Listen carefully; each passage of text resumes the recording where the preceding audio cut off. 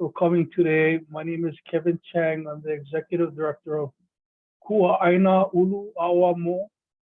Um, Thank you for coming to our talk story today featuring BJ Penn. Before I start, we'd like to show a short video on Kua's work, and then we'll get started from there. Kua'aina are the grassroots rural people of Hawaii. Ulu is to grow. Awamo is the carrying, used to shoulder the weight of many. Kua'aina Ulu'awamo means grassroots growing through shared responsibility. Kua is a backbone organization that supports networks of communities across Hawaii. They are fishers, farmers, fish pond kia'i, and limu gatherers. Together, these practitioners, educators, researchers, and community stewards are working toward a shared vision in Aina Momona, rich, abundant ecological systems that support community well-being. These experts of land and sea hold wisdom and solutions for some of Hawaii's most difficult social and environmental problems. Your support helps us respond to the needs of our communities. It helps build a better and more just future for generations to come. Thank you, Ginger. The Hawaii State Constitution makes clear that our natural and cultural resources, including our nearshore marine resources, are subject to the public trust and therefore must be managed and protected for the benefit of present and future generations. The Hawaii State Constitution further requires the state and its agencies to protect and enforce Native Hawaiian rights, including traditional and customary practices associated with and dependent upon the carefully managed and abundant nearshore resources. So, BJ, sort of some of this language from our Constitution and meaning really underlies the spirit of the work. The different community groups my organization helps build networks to address. So a lot of them are restoring fish ponds, beginning to manage their fisheries, restoring lo'i. Some take care of cultural sites. Some of them do the whole Ahupua'a watershed kind of vision and management. And so this is kind of the kind of folks that are either on the call or will be listening to the recording later. So I guess to begin, we'd just like to give you about 5 minutes to talk about yourself and your vision for your campaign. Go ahead, man.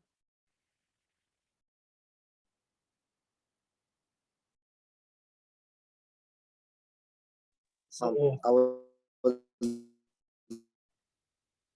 on Oahu.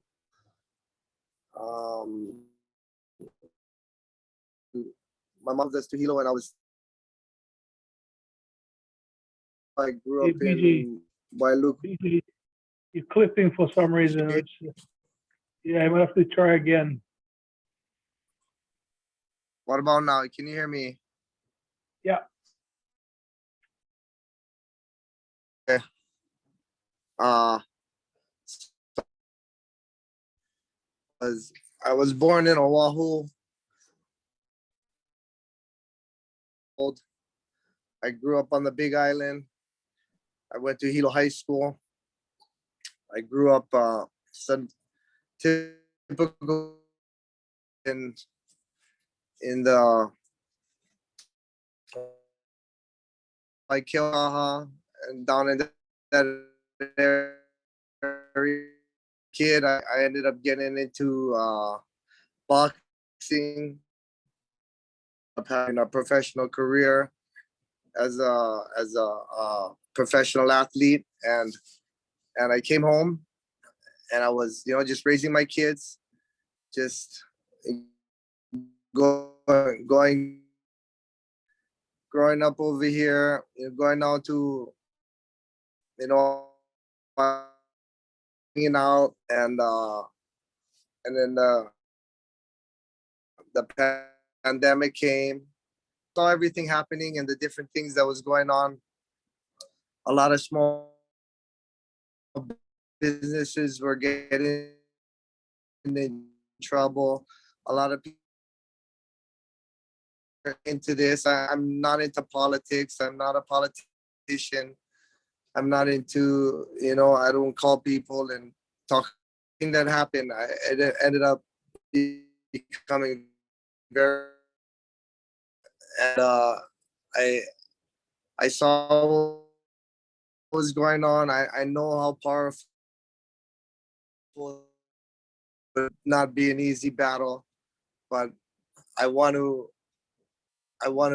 come up, and I want to inspire the next generation. I want them to inspire to fight for themselves, fight for Hawaii, and fight for our culture, fight for everything. And I'm a proud native Hawaiian, and I just love living in Hawaii. I'm never gonna leave Hawaii. I'm not, I don't have every answer for every question that I'll be asked, but I will have a team of people that I will surround myself with the best people so I can get the best answers that I can and do my best. I realize I'm not here to be a leader. I'm here to be a representative. I'm here to represent the people.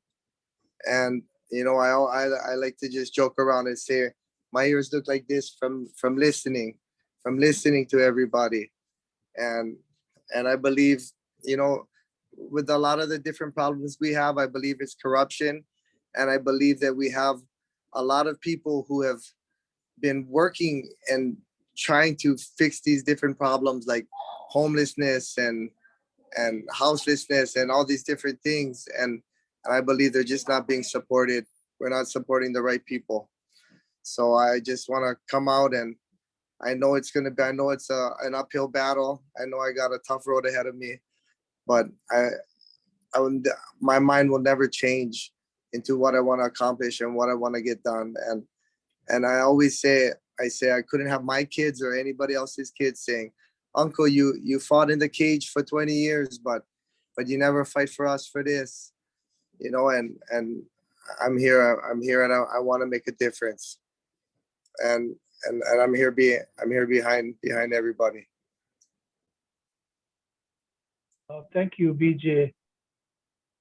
Uncle Damien, you ready to ask the first question? Okay, I'm ready.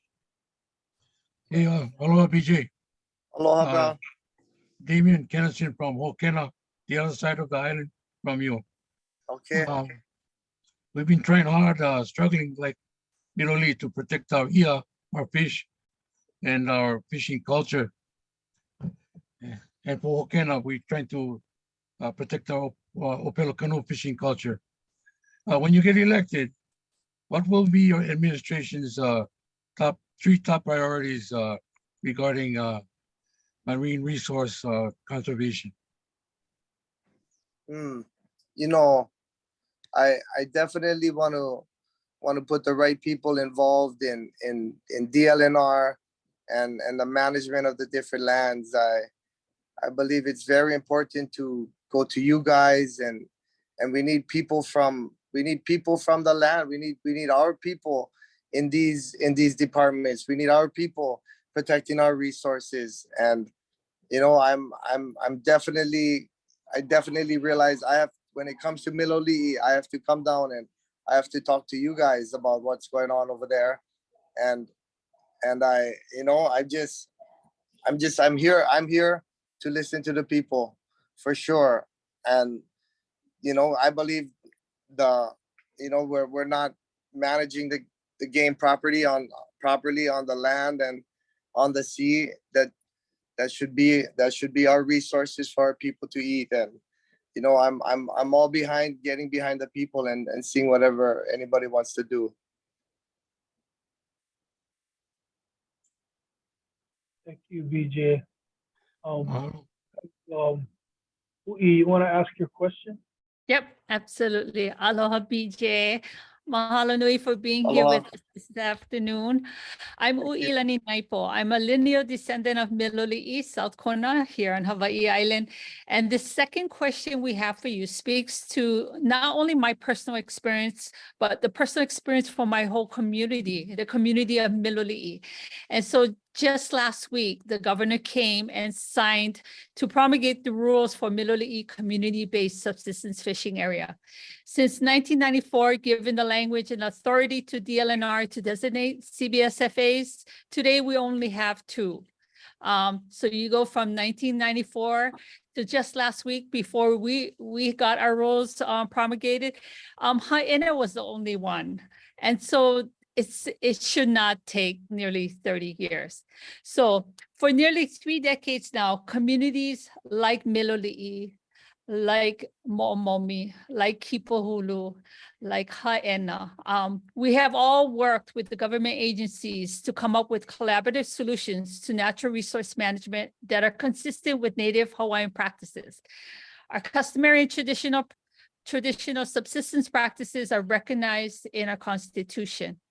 We have the ʻike, and it's crucial for protecting and caring for our land and waters, but progress should not take nearly 30 years. So as governor, how would your office support and expedite the ongoing efforts for community-based natural resource management?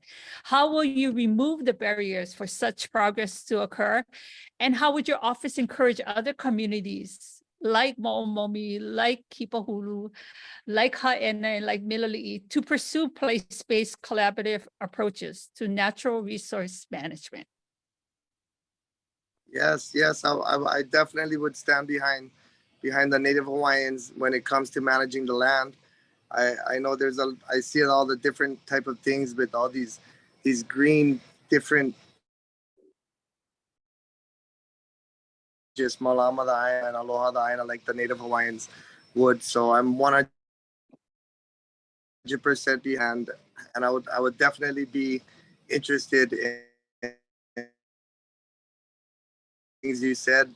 Like you were explaining, 30 years is too long, and we need to people in our culture today. So yes, I would definitely.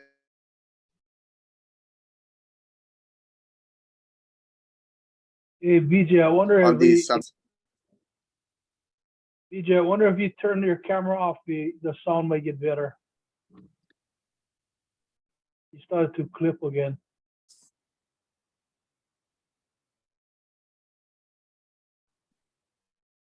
See. Can you hear me? Yes. Yeah. A lot better. Can you hear me? Yes. Yep. Okay. Yes, I would definitely I am definitely behind I see all these different green things and these the green different deals and that movement, but my movement is behind the Native Hawaiians and the way the Native Hawaiians are gonna malama the ʻāina and aloha the ʻāina, and that's what I want to stand behind when I look towards the future of Hawaii.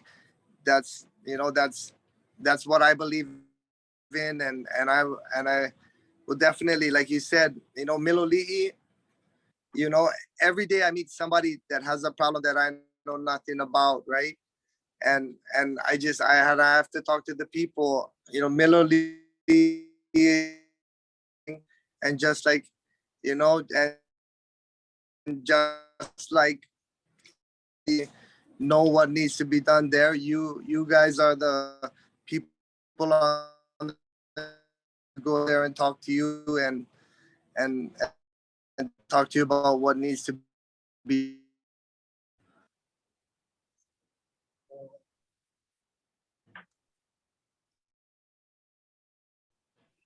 I'll go and clip again. BJ, can you hear us? Yes, I can hear Okay. you guys. Great. I'm gonna thank you so much, BJ. I'm gonna pass you off to Jenny from Pūpūkea. She's from Pūpūkea, but actually today she is calling in from Maui. Aloha, BJ. Okay. How are you? Okay. Mahalo for being here today. Like Uʻi said, my name Thank is you. Jenny. Aloha, my name is Jenny, and I grew up and still live in Pūpūkea on the North Shore of Oahu, where I actively work in ocean conservation, education, and stewardship. So here's the question. DLNR's Division of Aquatic Resources and Division of Okay. Forestry and Wildlife create the rules that help protect our natural resources across Hawaii. The Division of Conservation and Resources Enforcement, or DOCARE, is tasked with enforcing those rules. However, DOCARE is woefully underfunded, understaffed, and not fully equipped to uphold its natural resource enforcement responsibilities. How would you ensure that DOCARE has the adequate funding that it needs so that they can effectively enforce the rules and regulations currently in place to protect our natural and cultural resources? Also, how soon could we expect that to happen?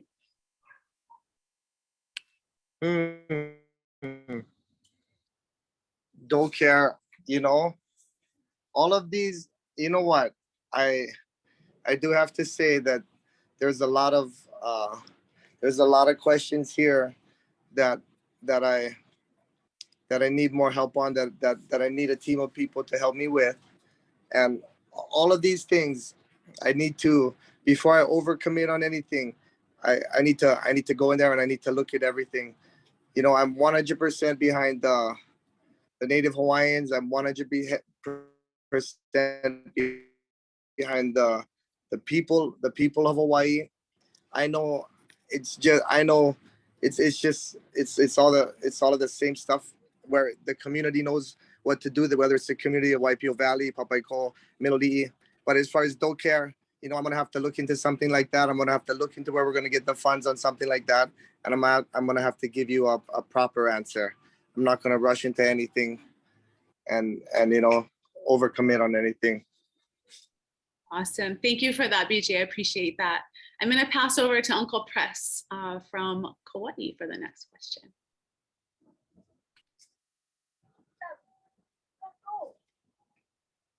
Press you on mute. There you go. Okay, can you hear me? Sorry. Hello, my kapuna.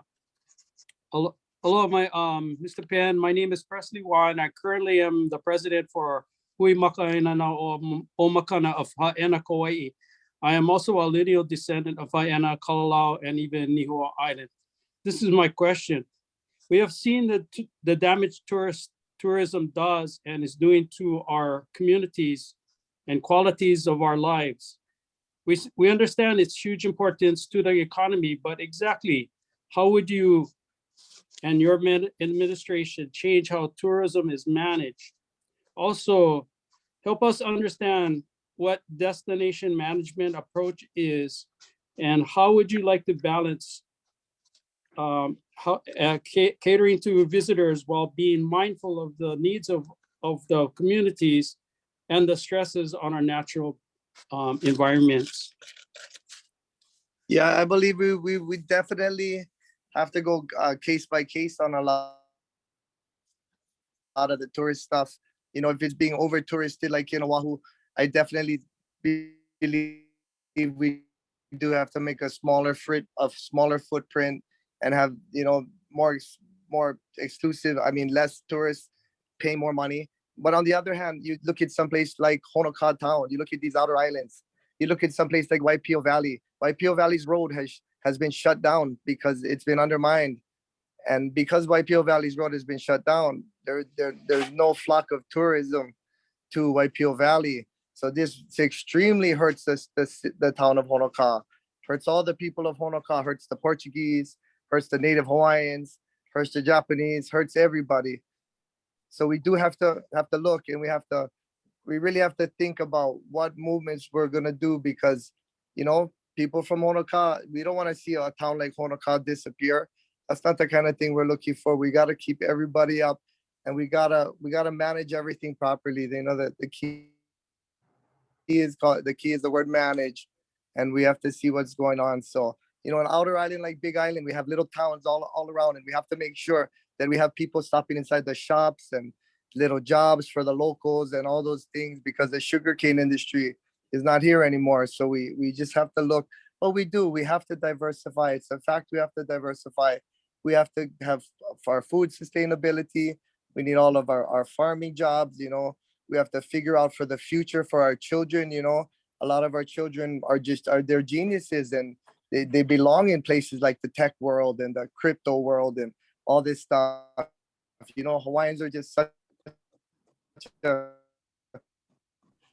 great inspirational people, and they will move on to do great things. So, you know, I believe we keep the tourism going. Everything is always case by case basis, and we make sure that we protect outer islands like the Big Island and their little towns like Honoka'a, Ka'u, and all kinds of different places, and make sure we have a little bit of people going around. And you know, we don't want to sink everybody, and we definitely want to protect Hawaii. So, you know, everything is jobs. I just want to keep our children here.